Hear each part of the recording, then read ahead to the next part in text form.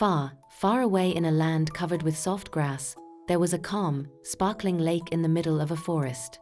This lake would wake up each morning to the chirping of birds and fall asleep under the moonlight at night. By the edge of the lake, there was a small, cozy home. It belonged to a kind and caring mother duck. Mother duck had been sitting on her eggs for weeks. She lovingly kept them warm and waited patiently.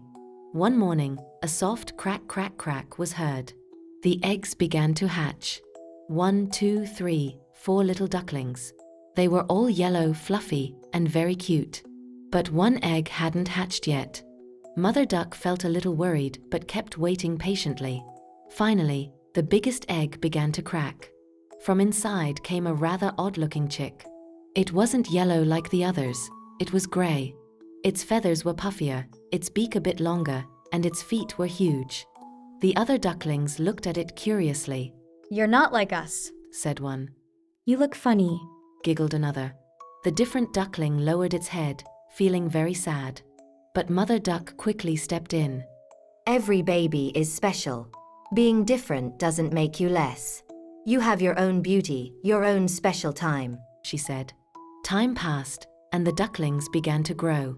They all learned to swim in the lake, rolled in the grass on sunny mornings, and sometimes had splashy races. But the different duckling was always a bit behind. No matter how hard it tried, it couldn't swim as fast or jump as well. The other ducklings started leaving it out. "You're not like us," they said. "You'll never be beautiful," they whispered as they walked away. Hearing those words broke the different duckling's heart. One night, it quietly left the lake. No one even noticed. Its little heart was broken, eyes filled with tears, but deep inside, a silent hope still flickered. "Maybe one day, somewhere, there's a place for me too," it thought. Leaving the lake behind, the duckling wandered into the forest. First, it met a squirrel. "What are you?" the squirrel asked in surprise. "I don't know," the duckling replied. "I just want to find out who I am."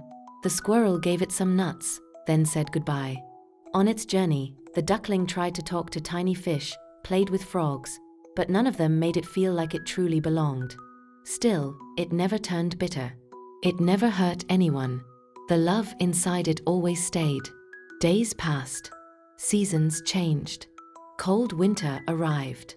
As snowflakes fell on the lake, the duckling found shelter beside a small cabin. An old woman inside saw it and offered some bread. "You are different," she said kindly. "but you're also very beautiful. You just don't see it yet." When spring came, the duckling had grown.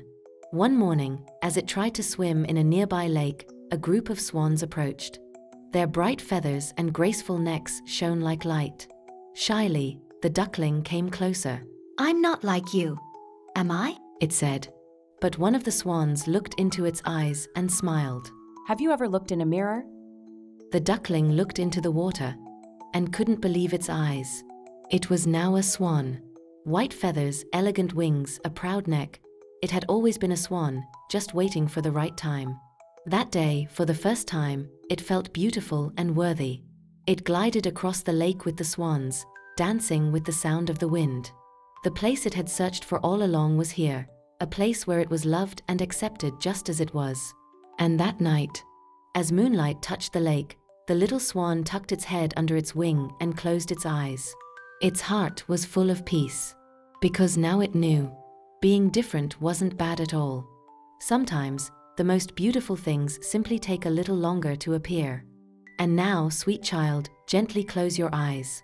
Just like that little swan, you too have a shining beauty inside. Maybe it will appear in your dreams tonight. Good night.